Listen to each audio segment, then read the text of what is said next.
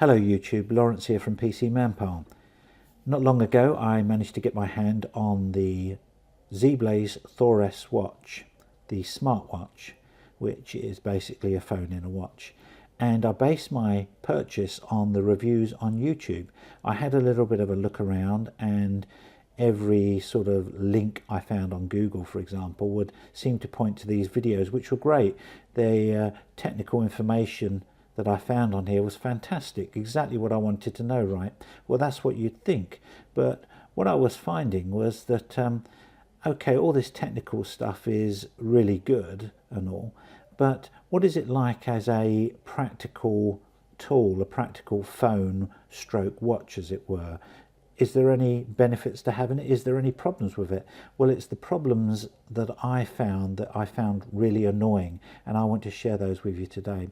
So let me just start by, well, not start, but let me point these ones out to you. So here we go. I'm going to put that watch down for a moment. The first issue I have with the Zeblaze watch is the charging cable.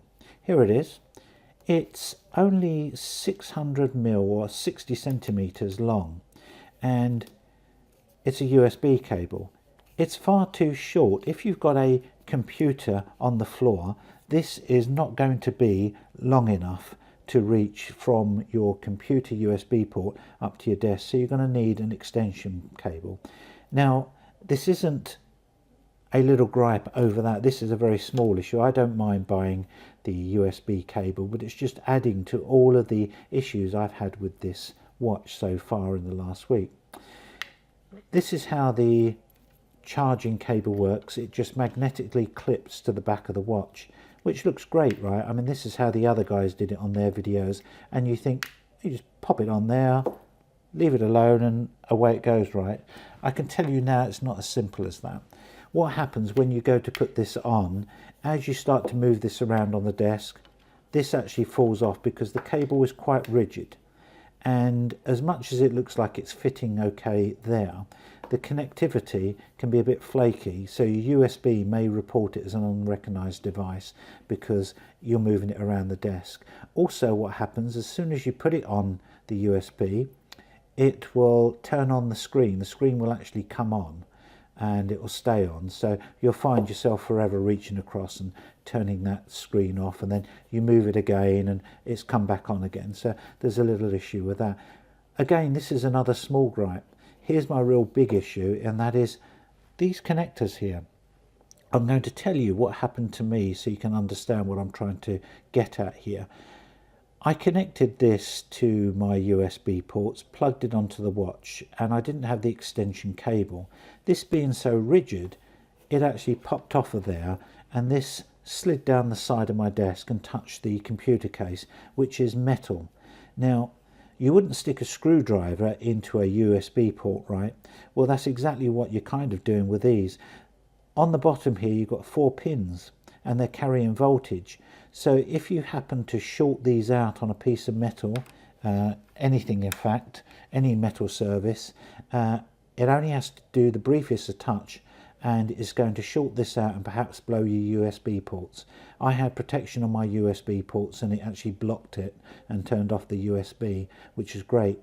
But if you have a standard USB socket on your computer, you may not be so lucky, and you need to be aware of this because it can be quite dangerous. So do watch out for that.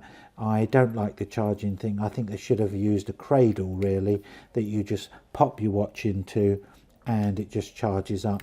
This is okay so long as you know the pitfalls. I'm pointing them out to you now so you don't do what I did and perhaps lose your USBs on there.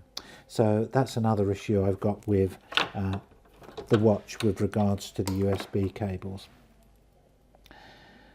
The next issue I've got with this is the strap. Now, as you can see, it's quite rigid there. Some of the other videos seem to point out how lovely and soft this silicone rubber is on here. Yeah, right, okay, let's get down to the more important issues here. Do you notice how rigid it is here? This apparently is because in here you've got the antennas.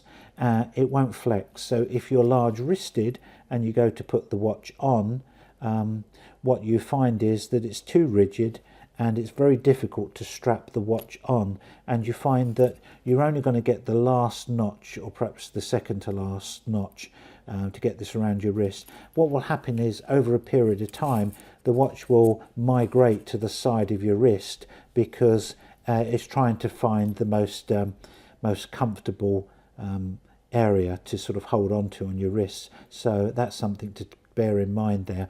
This is designed for a very thin wristed person. You can't change these wrist bands, by the way, because the antennas are in them. They don't offer any solution or any aftermarket straps for you to use that either. So that's another issue on there. The next thing I've got to gripe about on this is the power.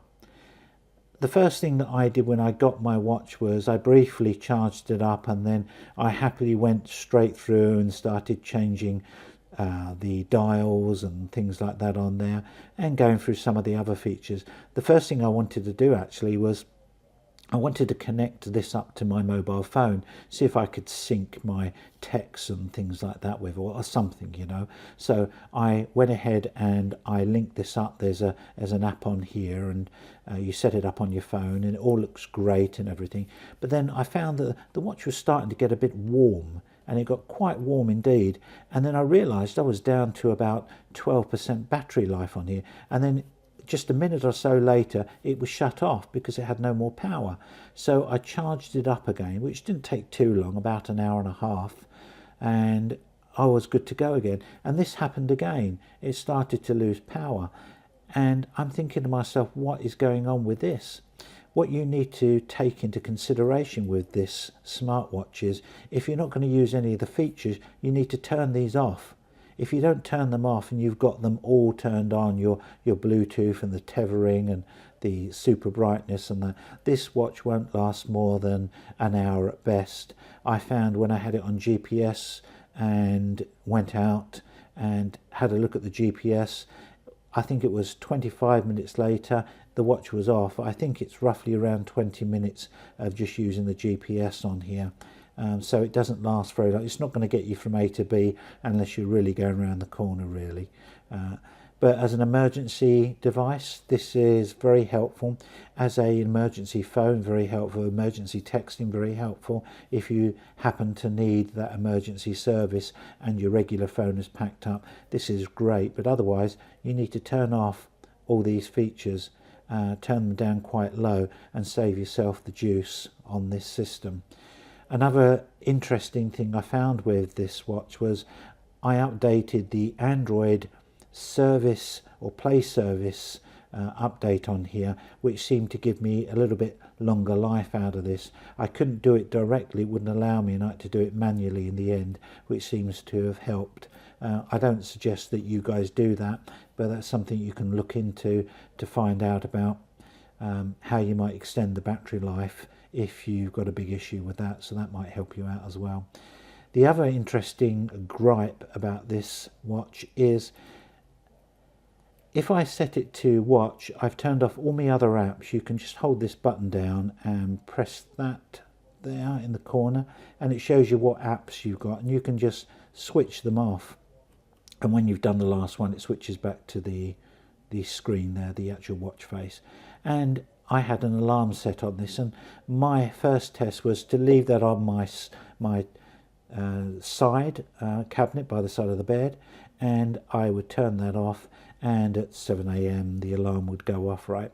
So I'd look at my watch, turn it on, and instead of seeing the face there, I would get something like this. This would be the health features, you know, this the pedometer, and you know, how many calories you burn, all that sort of stuff, you know, on here. Now, I didn't select these, but it decided that when I turned my watch on to see what the time was, instead of getting that, I got that or one of the other ones on there.